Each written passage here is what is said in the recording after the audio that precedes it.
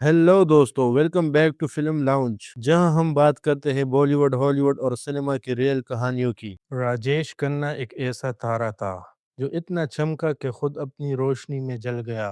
जब हम बॉलीवुड के पहले सुपरस्टार के बारे में सोचते हैं तो हमारे जहन में एक ही नाम आता है, राजेश खन्ना। जतिन खन्ना, जिसको दुनिया काका के नाम से जानती थी, उसने हिंदी सिनेमा को वो चीज दी जो पहले किसी ने भी नहीं दी थी। एक सुपरस्टारडम, एक मेनिया, एक जुनून। 1969 से 1971 के बीच उनकी एक के बाद एक 17 कंसेक्यूटिव ब्लॉकबस्टर फिल्म्स ने एक ऐसा इतिहास लिखा जो आज तक नहीं टूटा।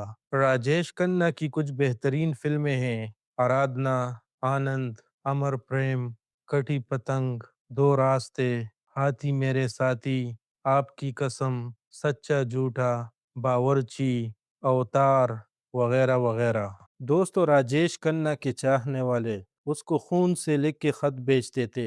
जहां भी जाते थे लाखों की भीड़ जमा हो जाती थी। राजेश खन्ना के कार पर लिपस्टिक के निशान लगाए जाते थे, लेकिन ये चमक दमक, ये अफसाना, ये जुनून, सबके पीछे एक इंसान था जो अंदर से टूट रहा था।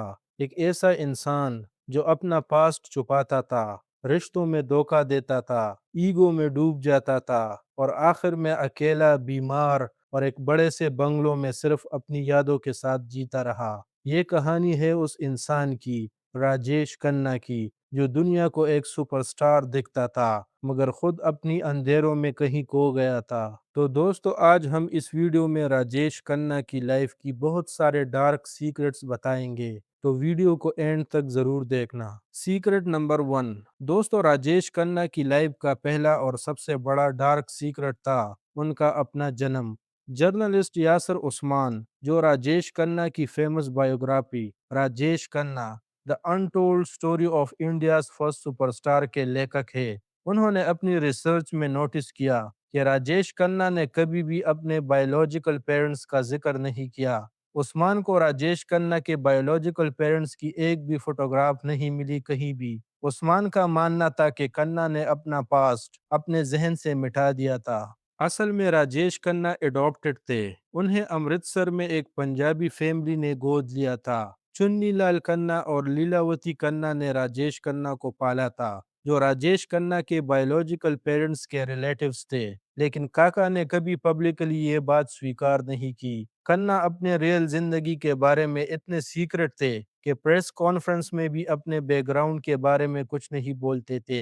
अब असल में ऐसा क्या हुआ था उनके पास्ट में, जिसकी वजह से इतनी बुलंदियों और शोहरतों तक पहुंचने के बावजूद भी उनको सुकून नहीं था, और इतना बड़ा सुपरस्टार होने के बावजूद कभी चैन की नींद नहीं सोए, ये किसी को नहीं पता। Secret number 2। दोस्तों, जब राजेश खन्ना अपनी शोहरत के उरूज पर थे, उनका ईगो किसी पहाड़ से कम नहीं था। बीबीसी के जर्नलिस्ट जैक पिजे, जिन्होंने राजेश खन्ना की जिंदगी पर एक डॉक्यूमेंट्री बनाई थी जिसका नाम था बॉम्बे सुपरस्टार, ये डॉक्यूमेंट्री उस वक्त बनी जब राजेश खन्ना अपनी शोहरत के उरूज पर थे। जैक पिजी ने रिवील किया था कि उस जमाने में खन्ना से मिलना बहुत मुश्किल था और उनके डेट्स ले पाना, उनसे इंटरव्यू लेना इम्पॉसिबल हो गया था। फिजी ने कहा था कि राजेश खन्ना में नेपोलियन जैसी एरोगेंस थी और वो हमेशा लेट होते हैं। उन्होंने ये भी बताया कि वो खन्ना से मिलने के लिए 5 दिन तक वेट करते रहे। कश्मीर शूटिंग के वक्त भी पूरा क्रू उनका इंतजार करता रहा। उस टाइम खन्ना का मूड भी खराब था क्योंकि उनकी कुछ फिल्म्स फ्लॉप हो रही थी। दुनिया का इतना बड़ा मीडिया हाउस उनका 5 दिन वेट करता रहा, लेकिन राजेश खन्ना अपने शेड्यूल और एटीट्यूड की वजह से किसी को टाइम पर अवेलेबल नहीं होते थे। ये एरोगेंस, ये गुरूर सिर्फ एक एटीट्यूड नहीं था, ये उनकी बर्बादी की भी बड़ी वजह बनी। राजेश खन्ना के एक नजदीकी जानने वाले ने बताया था कि खन्ना ने कई लोगों के साथ बहुत बुरा बर्ताव किया था। उन्होंने यश चोपड़ा जैसे बड़े डायरेक्टर को भी एलियनेट कर लिया था, मतलब सोशली और प्रोफेशनली उनको इग्नोर करते थे। आखिर में राजेश खन्ना यश चोपड़ा के साथ बिल्कुल अजनबी जैसे मिलते थे, जैसे कि उसको जानते भी नहीं है, जिनसे कभी उनकी काफी नजदीकी थी।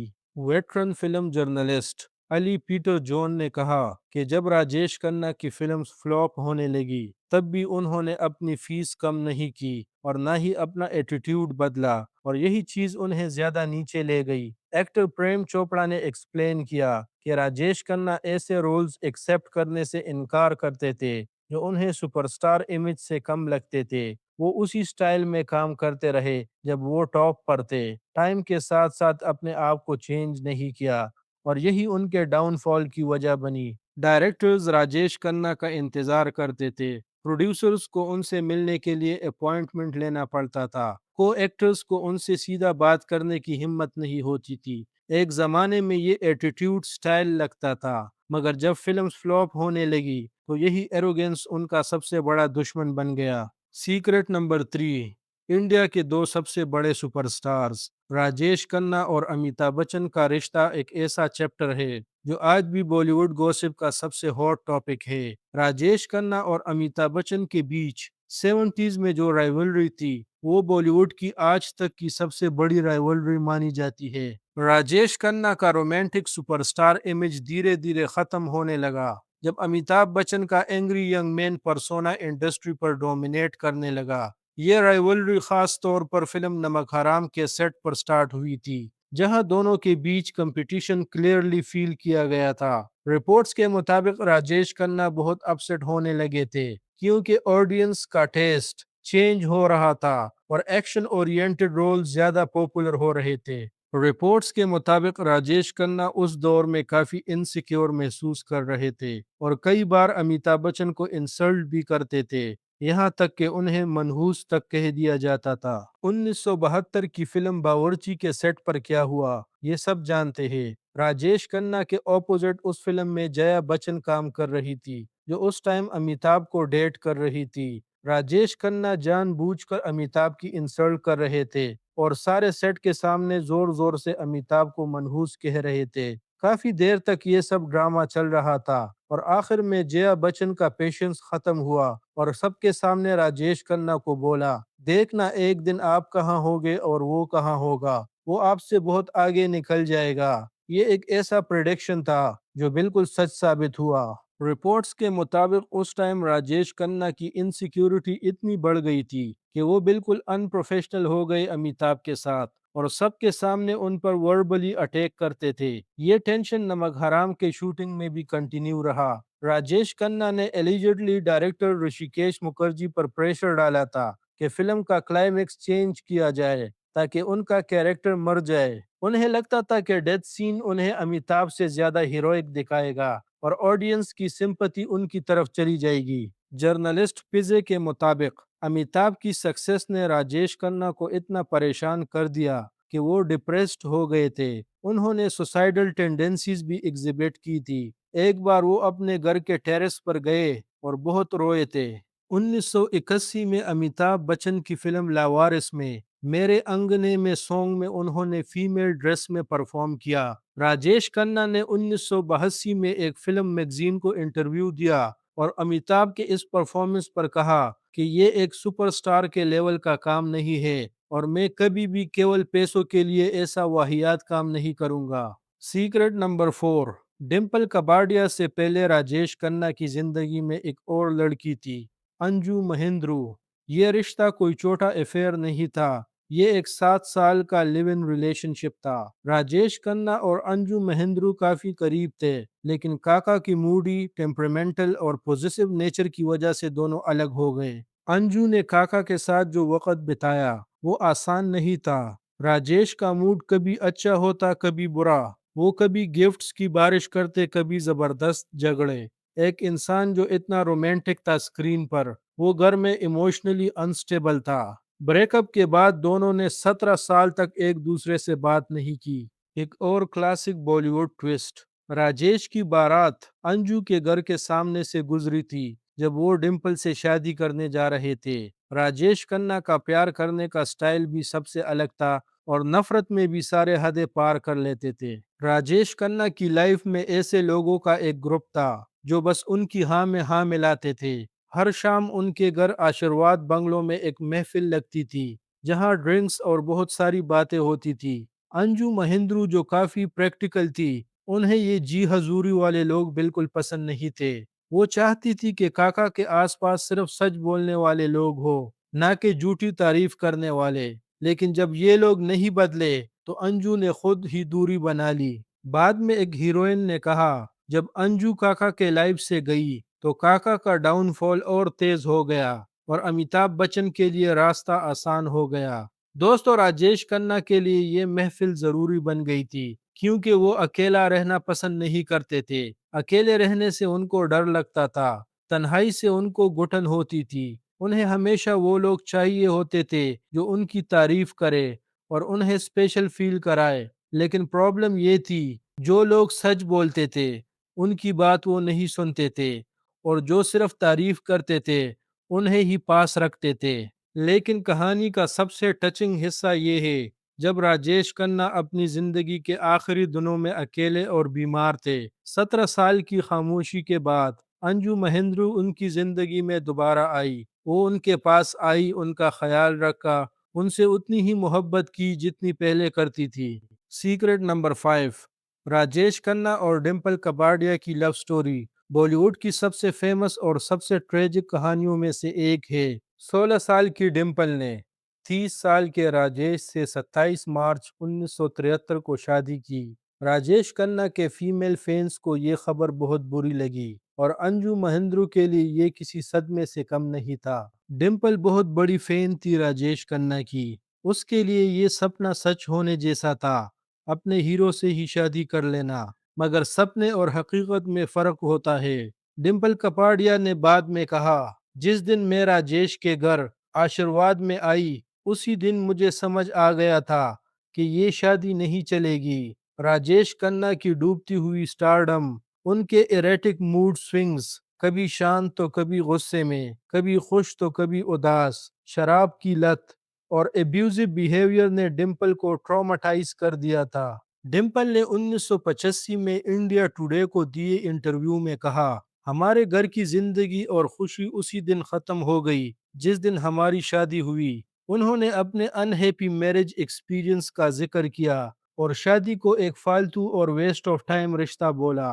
लेकिन काका को किसी के फीलिंग्स का घंटा फर्क नहीं पड़ता था। उन्होंने ओपनली एडमिट किया और साफ साफ बताया कि डिम्पल को मुझसे मोहब्बत थी, मगर मेरे लिए वो जस्ट एक हीलिंग थी अंजू के ब्रेकअप का, क्योंकि उस टाइम मेरा ब्रेकअप हुआ था और मुझे किसी की सपोर्ट की जरूरत थी। केवल इसीलिए मैंने डिम्पल से शादी की। ये सच कितना दर्द देने वाला था डिम्पल के लिए, हम सोच भी नहीं सकते। जब राजेश खन्ना की फिल्में फ्लॉप होने लगी, उनकी नींदें उड़ने लगी और वो शराब की तरफ भड़क गए, डिम्पल 1982 तक उनके साथ रही। 1982 में अलग होने के बावजूद दोनों कभी भी ऑफिशियली डाइवोर्स नहीं हुए।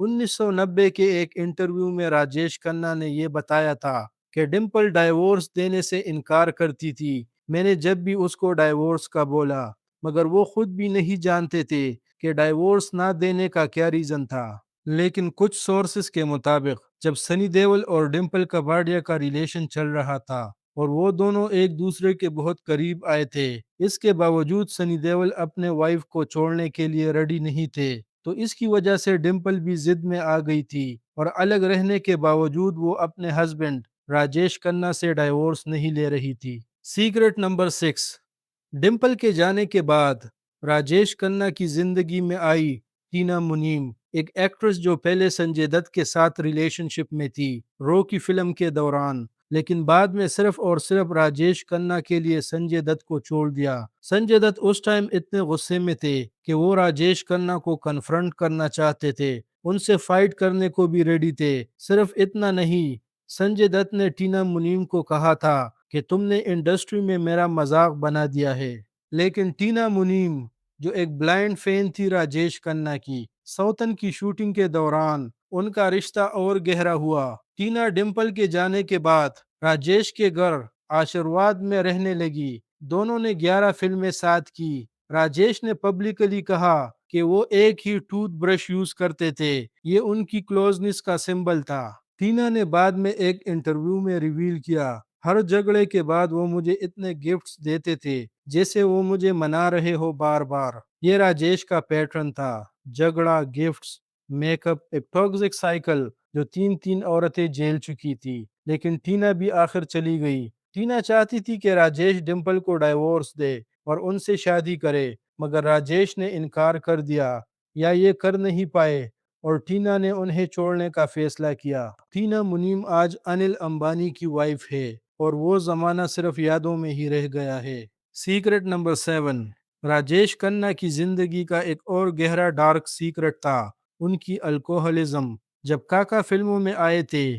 उनकी एज कम थी, लेकिन जैसे जैसे काका बड़े होते गए, उन पर एरोगेंस और शराब डोमिनेट होती गई, जिसकी वजह से उनकी एक्टिंग स्किल्स कम होने लगी। राजेश खन्ना जो बॉलीवुड के पहले सुपरस्टार थे, अपनी जिंदगी के आखिरी सालों में शराब की तरफ ज्यादा झुक गए। इसकी वजह उनकी गिरती हुई पॉपुलैरिटी, तन्हाई और स्टारडम के खत्म होने को एक्सेप्ट ना कर पाना था। जब उनकी फिल्में फ्लॉप होने लगी, तो उन्होंने शराब को एक सहारे के तौर पर लेना शुरू कर दिया। अक्सर शाम 6-30 बजे से ही पीना शुरू कर देते थे। धीरे धीरे ये आदत इतनी बढ़ गई कि कभी कभी उनका बिहेवियर भी अनप्रेडिक्टेबल हो जाता था। उनकी पर्सनल लाइफ भी काफी तन्हा हो गई थी। वो ज्यादा लोगों से मिलते नहीं थे। रात देर तक पीना उनका रूटीन बन चुका था, जिसकी वजह से प्रोड्यूसर्स के साथ उनकी इमेज भी खराब होने लगी। काका की फैमिली और स्टाफ, इंक्लूडिंग उनकी अलग रह रही वाइफ डिम्पल कपाड़िया,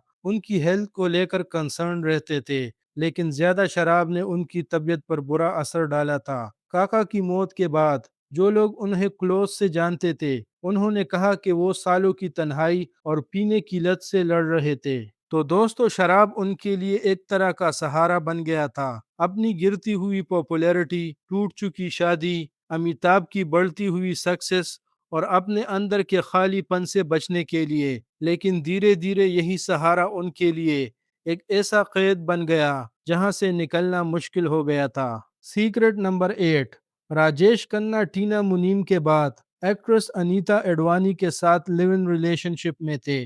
अनीता ने क्लेम किया कि वो उनकी सरोगेट वाइफ थी और एक दशक से ज्यादा समय आशीर्वाद में उनके साथ रही, जबकि वो लीगली डिम्पल कपाड़िया के साथ ही शादीशुदा थे।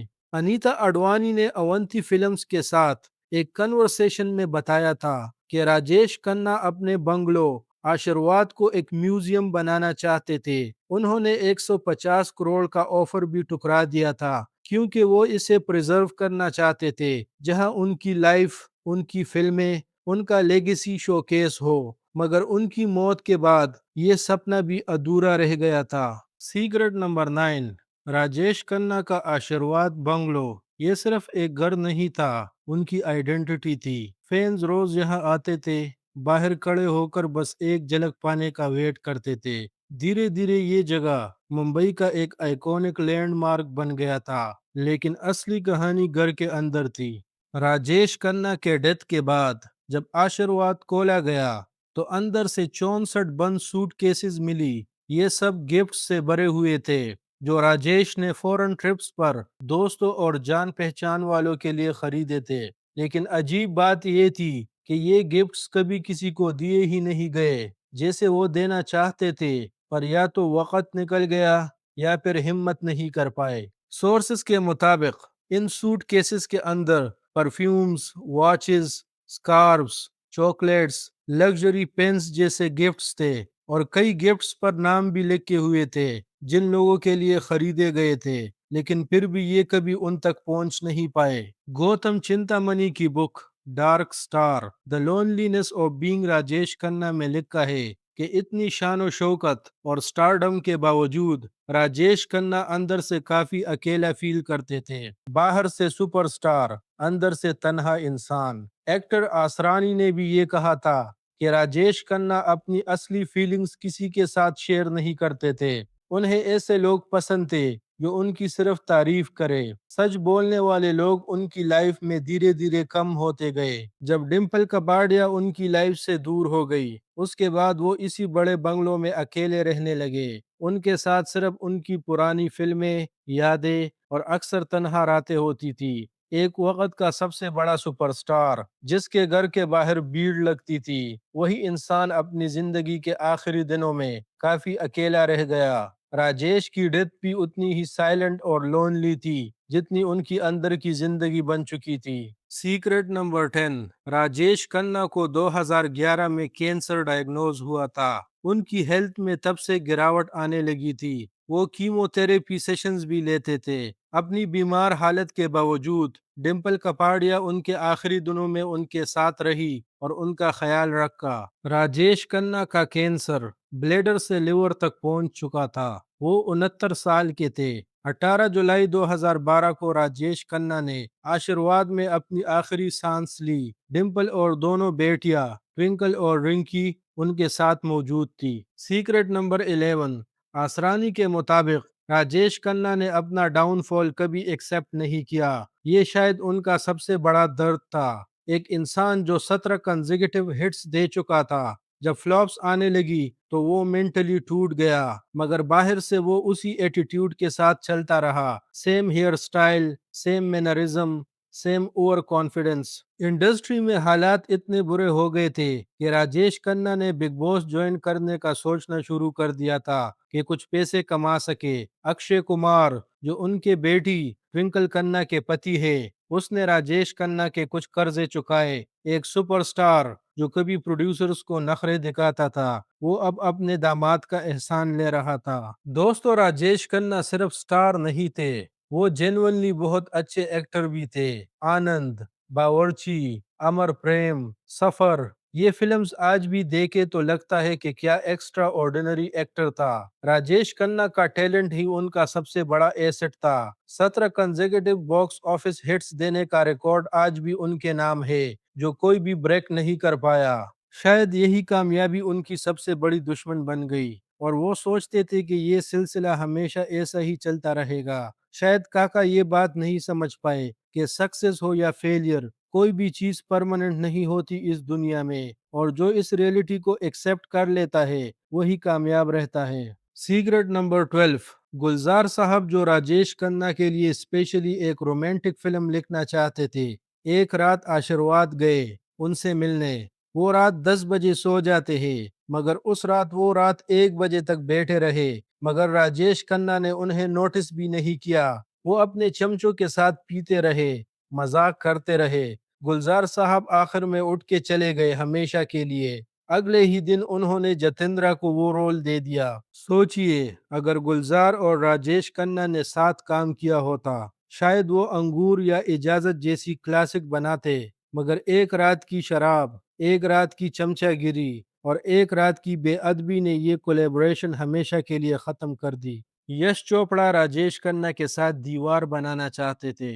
ये वो प्रोजेक्ट था जो बाद में बॉलीवुड का सबसे आइकॉनिक फिल्म बना, मगर सलीम जावेद ने यश चोपड़ा को अमिताभ बच्चन के लिए इंसिस्ट किया, क्योंकि वो जानते थे कि राजेश खन्ना ना ही सेट पर टाइम से आएगा, ना काम वक्त से कंप्लीट करेगा, और शूटिंग के दौरान भी बहुत कॉम्प्लिकेशंस पैदा करेगा। उस टाइम पर राजेश खन्ना ने अपना इमेज इतना खराब कर दिया था और ये रोल फाइनली अमिताभ को मिल गया। बाकी हिस्ट्री तो आप सब जानते ही हैं। दीवार राजेश खन्ना की फिल्म हो सकती थी, ये सोचना ही कितना पेनफुल है। यश चोपड़ा से जब पूछा गया कि दाग जैसी सक्सेसफुल फिल्म के बाद उन्होंने राजेश खन्ना के साथ दोबारा काम क्यों नहीं किया, तो उन्होंने सीधा जवाब दिया, राजेश के साथ काम करना बहुत मुश्किल है। वो प्रोड्यूसर्स को अपने घर बुलाते हैं, रात भर उनके साथ शराब पीते हैं, और जब तक वो खुद ना सोए प्रोड्यूसर्स को वहां बैठना पड़ता है।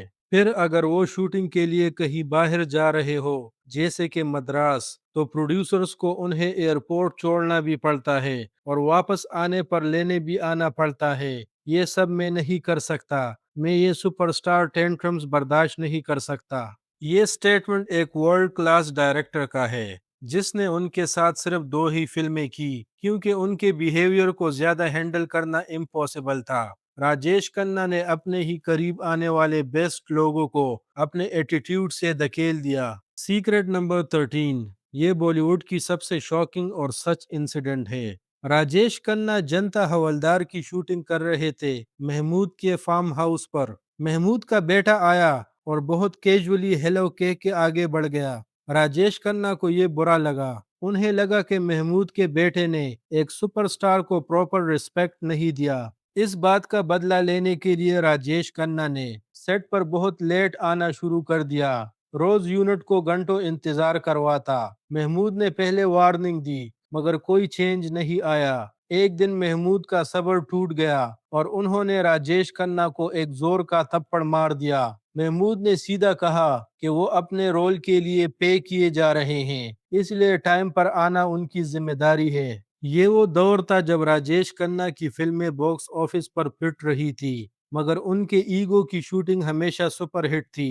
एक आदमी जो 1 बजे शूट पे आता था 9 बजे के लिए, क्योंकि वो सोचता था मैं सुपरस्टार हूँ। Secret number 14। Actor Amol Palekar ने एक इंटरव्यू में ओपनली कहा, कोई भी एक्टर, खासकर राजेश खन्ना जैसा सुपरस्टार, अपने को स्टार्स को कभी नीचा नहीं दिखाना चाहिए। कोई जरूरत नहीं, आप सुपरस्टार तो रहोगे ही। पालेकर ने बताया कि राजेश खन्ना का उनके साथ आंचल फिल्म में एक सीन था जहां पालेकर का एक भी डायलॉग नहीं था। फिर भी खन्ना ने महसूस किया कि उन्हें सबको ये दिखाना जरूरी था कि वो पालेकर से कितने बड़े और सुपीरियर है। ये एक ऐसे इंसान की हकीकत है जो अपने शोहरत के नशे में इतना डूब गया था कि एक साइलेंट को स्टार को भी, जिसका कोई डायलॉग भी नहीं था, ह्यूमिलेट करना जरूरी समझता था। Secret number 15। मनोज कुमार ने एबीपी के एक इंटरव्यू में एक शॉकिंग बात शेयर की। जब राजेश खन्ना बिल्कुल नए थे, तब 10 प्रोड्यूसर्स ने उनसे एक ऐसा एग्रीमेंट साइन करवाया था जिसमें लिखा था कि वो उनकी परमिशन के बिना किसी और के साथ फिल्म नहीं कर सकते। जब मनोज कुमार ने उन्हें उपकार में रोल देना चाहा, तो उन प्रोड्यूसर्स ने ये एग्रीमेंट दिखाकर मना कर दिया। मनोज कुमार के मुताबिक एक सुबह काका सेट पर आए, मेरे पास बैठ गए, कांप रहे थे, रो रहे थे। गुस्से में उन्होंने उन 10 प्रोड्यूसर्स को खूब गालियां दी और कह रहे थे, ये लोग मुझे बाहर काम करने नहीं दे रहे। शुरुआत में राजेश खन्ना का कैरियर पूरी तरह उन प्रोड्यूसर्स के कंट्रोल में था। वो कहीं और काम करना चाहते भी थे तो भी उनको रोका जाता था। दोस्तों, यहाँ पर एक और बोनस बात बताता हूँ आपको। मनोज कुमार राजेश खन्ना के साथ नया भारत नाम की फिल्म बनाना चाहते थे, लेकिन ये फिल्म कभी बनी ही नहीं। वजह सिंपल थी, दोनों के बीच ये बात डिसाइड नहीं हो पाई कि क्रेडिट्स में नाम पहले किसका आएगा। एक अच्छी फिल्म सिर्फ इसलिए नहीं बनी क्योंकि ईगो क्लेश हो गया। नाम पहले लिखने का इशू इतना बड़ा बन गया कि पूरा प्रोजेक्ट ही कैंसिल हो गया। Secret number 16।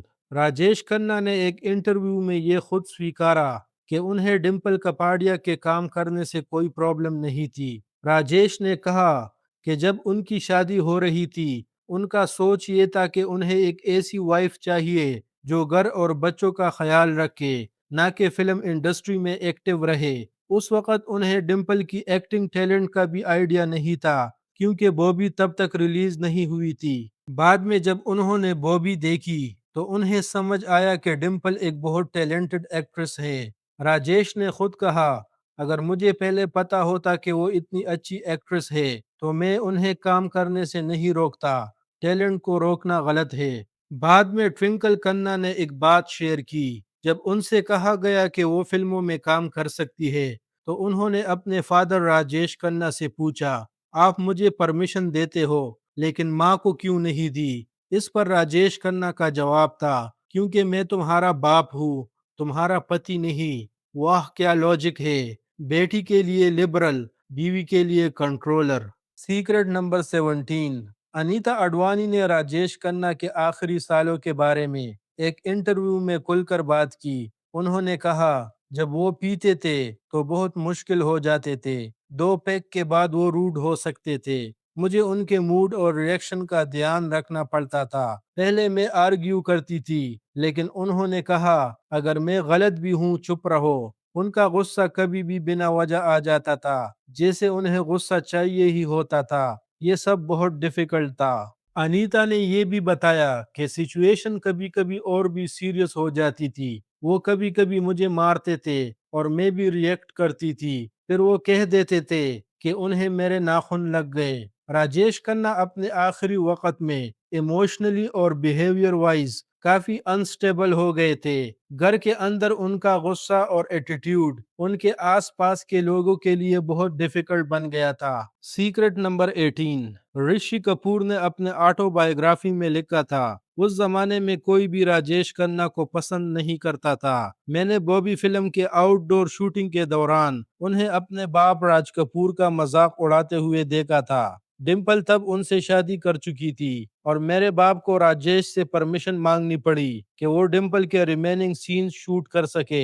मुझे अपने बाप को उनके आगे झुकते देखना पड़ा। ये बुरा याद मेरे साथ हमेशा रहा और मैं डरता रहा कि अगर काका जी आगे किसी भी फिल्म में कास्ट होंगे तो यही सब रिपीट होगा। ऋषि कपूर ने एनडीटीवी इंटरव्यू में कन्फेस किया और हंसते हुए कहा, डिम्पल मुझे मार डालेगी अगर मैं ये बताऊं, लेकिन अब राजेश खन्ना जिंदा नहीं है, इसीलिए कह देता हूँ। मुझे लगता है मैं उन्हें इसीलिए पसंद नहीं करता था क्योंकि उन्होंने मेरी हीरोइन डिम्पल मुझसे छीन ली थी। फिर उन्होंने बॉबी फिल्म के शूटिंग के दौरान का एक छोटा सा इंसिडेंट बताया। उनके मुताबिक शूटिंग के वक्त उनकी गर्लफ्रेंड की रिंग डिम्पल कपाडिया ने पहन ली थी। बाद में राजेश खन्ना ने वो रिंग उठाकर समंदर में फेंक दी। ऋषि कपूर ने कहा कि ये छोटी सी बात थी, लेकिन उनके दिल में ये बात सालों तक एक नाराजगी की तरह बनी रही। यहाँ भी राजेश खन्ना ने अपने ही पैरों पर कुल्हाड़ी मार दी थी, क्योंकि राजेश का उस जमाने में एक ही सपना था कि वो राज कपूर के साथ काम करे और उसको ये मौका मिला था सत्यम शिवम सुंदरम फिल्म में काम करने का, क्योंकि राज कपूर उसको ही लेना चाहता था। लेकिन ऋषि कपूर को राजेश खन्ना से नफरत थी और उसने ही अपने फादर को ऐसा करने से मना कर दिया था। केवल इस वजह से ये फिल्म शशि कपूर को मिल गई, जिसकी वजह से राज कपूर को भी लॉस हुआ और राजेश का सपना भी अधूरा रह गया। ऋषि कपूर ने अपने लेजेंडरी बाप को, जिसने श्री 420, आवारा, बरसात और मेरा नाम जोकर जैसी फिल्में बनाई थी, उसको राजेश खन्ना के सामने झुकते हुए देखा था और ये दर्द उनके अंदर सालों तक रहा और आखिर में उन्होंने बदला लिया, राजेश खन्ना को सत्यम शिवम सुंदरम से दूर रख के। अनीता अडवाणी ने एक इंटरव्यू में राजेश खन्ना के आखिरी दिनों के बारे में एक बहुत इमोशनल बात बताई। राजेश अपने आखिरी दिनों में रोज रोते थे। ऐसा लगता था जैसे वो अपने मौत को खुद बुला रहे हो। उनका बिहेवियर ऐसा हो गया था जैसे वो जिंदगी से थक चुके हो। एक वक्त था जब राजेश खन्ना के नाम से लोग रुक जाते थे, उनकी एक झलक के लिए भीड़ लगती थी। लेकिन आखिरी सालों में वही इंसान अपने ही कमरे में ज्यादा वक्त अकेला रहता था, उदास रहता था और अक्सर रो देता था। जो इंसान कभी पूरी इंडस्ट्री का सेंटर ऑफ अटेंशन था, वही धीरे धीरे अपनी ही दुनिया में अकेला होता चला गया। जहां तालियां बजती थी वहां खामोशी छा गई थी। दोस्तों, राजेश खन्ना एक ऐसा इंसान था जिसे सब प्यार करते थे, मगर खुद से प्यार करना वो कभी नहीं सीख पाया। बाबू मशाए, जिंदगी बड़ी होनी चाहिए, लंबी नहीं। दोस्तों, ये थी आज की वीडियो फिल्म लाउंज पर। अगर आपको ये वीडियो पसंद आई हो तो लाइक जरूर करें, चैनल को सब्सक्राइब करें और बेल आइकन को दबाना मत भूलें, क्योंकि ऐसी और भी इंटरेस्टिंग वीडियोस आती रहेंगी। मिलते हैं नेक्स्ट वीडियो में, तब तक के लिए keep loving cinema, keep loving film lounge.